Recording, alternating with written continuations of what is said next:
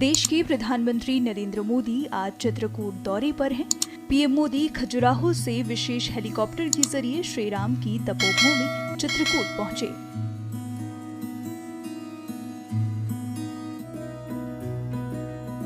उन्होंने एक एक कर प्रदर्शनी में लगे पोस्टर्स देखे और अधिकारियों से इस संबंध में जानकारी ली।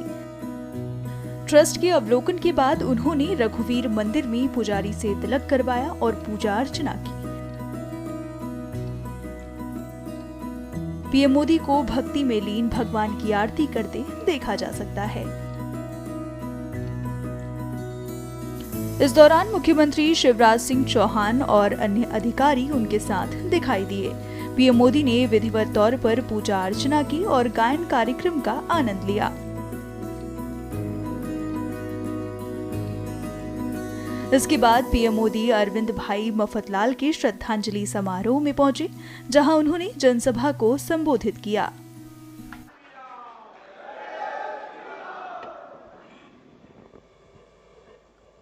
नमो राघवाय, नमो राघवाय। हम सबको आशीर्वाद देने के लिए उपस्थित पूजनीय जगत गुरु श्री रामभद्राचार्य जी, यहाँ पधारे हुए सभी तपस्वी वरिष्ठ संतगण, ऋषिगण, मध्य प्रदेश के राज्यपाल श्री मंगूभाई पटेल, मुख्यमंत्री भाई शिवराज जी, उपस्थित अन्य सभी महानुभाव, देवी और सज्जनों, मैं चित्रकूट की परम पावन भूमि को पुनः प्रणाम करता हूं। मेरा सौभाग्य है आज पूरे दिन मुझे अलग अलग मंदिरों में प्रभु श्री राम के दर्शन का अवसर मिला और संतों का आशीर्वाद भी मिला है। विशेषकर जगतगुरु रामभद्राचार्य जी का जो स्नेह मुझे मिलता है वो अभिभूत कर देता है। सभी श्रद्धेय संतगण, मुझे खुशी है कि आज इस पवित्र स्थान पर मुझे जगत गुरु जी की पुस्तकों के विवाचन का अवसर भी मिला है। अष्टाध्यायी भाष्य, रामानंदाचार्य चरितम और भगवान कृष्ण की राष्ट्रलीला, ये सभी ग्रंथ भारत की महान ज्ञान परंपरा को और समृद्ध करेंगे। मैं इन पुस्तकों को जगत गुरु जी के आशीर्वाद का एक और स्वरूप मानता हूं।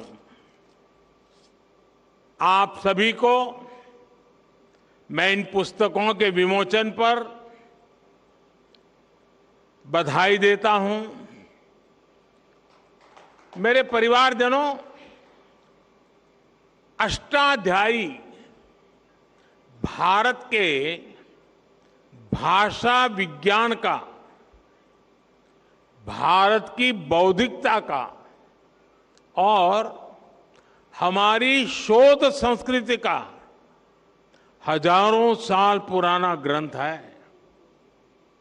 कैसे एक एक सूत्र में व्यापक व्याकरण को समेटा जा सकता है, कैसे भाषा को संस्कृत विज्ञान में बदला जा सकता है, महर्षि पाणिनि की हजारों वर्ष पुरानी रचना इसका प्रमाण है।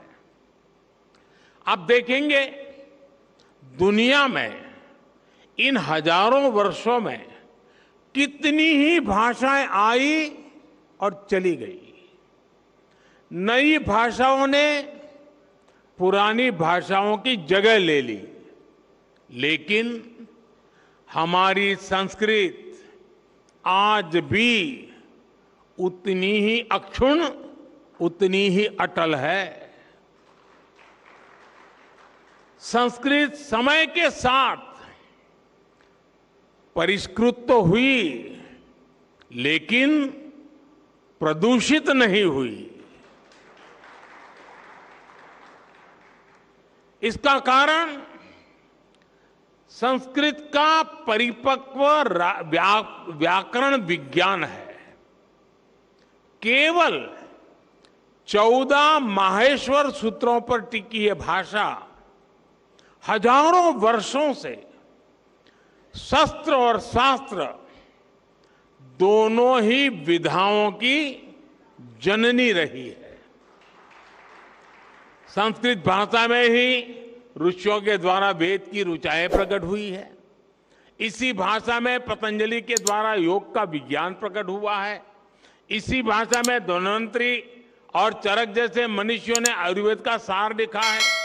इसी भाषा में कृषि पराशर जैसे ग्रंथों ने कृषि को श्रम के साथ साथ शोध से जोड़ने का काम किया है। इसी भाषा में हमें भारत भूमि के द्वारा नाट्य शास्त्र और संगीत शास्त्र का उपहार मिला है। इसी भाषा में कालिदास जैसे विद्वानों ने साहित्य के सामर्थ्य से विश्व को हैरान किया है। और इसी भाषा में अंतरिक्ष विज्ञान, धनुर्वेद और युद्ध कला के ग्रंथ भी लिखे गए हैं। और ये तो मैंने केवल कुछ ही उदाहरण दिए हैं। ये लिस्ट इतनी लंबी है कि आप एक राष्ट्र के तौर पर भारत के विकास का जो भी पक्ष देखेंगे उसमें आपको संस्कृत के योगदान के दर्शन होंगे।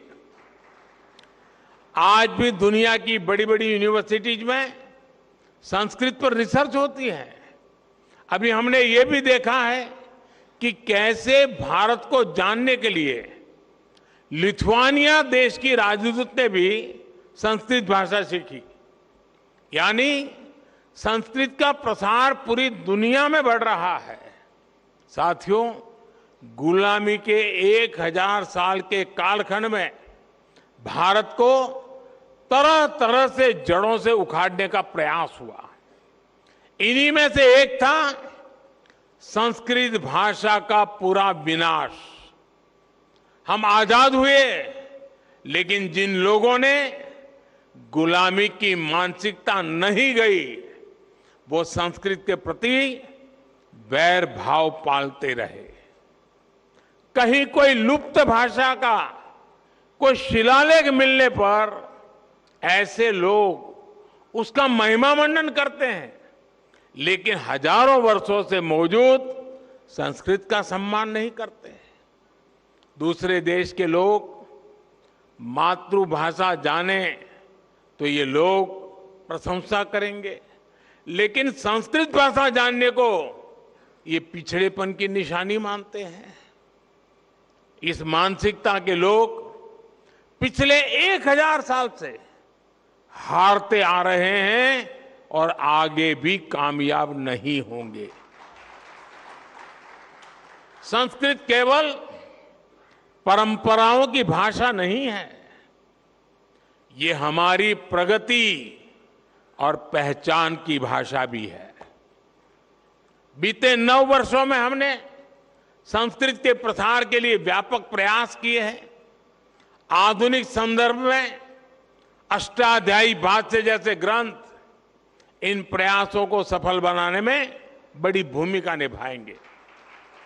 मेरे परिवारजनों, रामभद्राचार्य जी हमारे देश के ऐसे संत हैं जिनके अकेले ज्ञान पर दुनिया की कई यूनिवर्सिटीज स्टडी कर सकती है।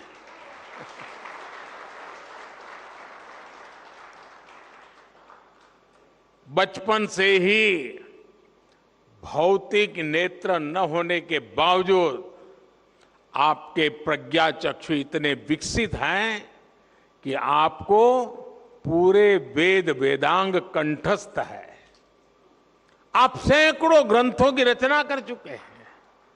भारतीय ज्ञान और दर्शन में प्रस्थान त्रयी को बड़े बड़े विद्वानों के लिए भी कठिन माना जाता है। जगत गुरु जी उनका भी भाष्य आधुनिक भाषा में लिख चुके हैं। इस स्तर का ज्ञान, ऐसी मेधा व्यक्तिगत नहीं होती, ये मेधा पूरे राष्ट्र की धरोहर होती है।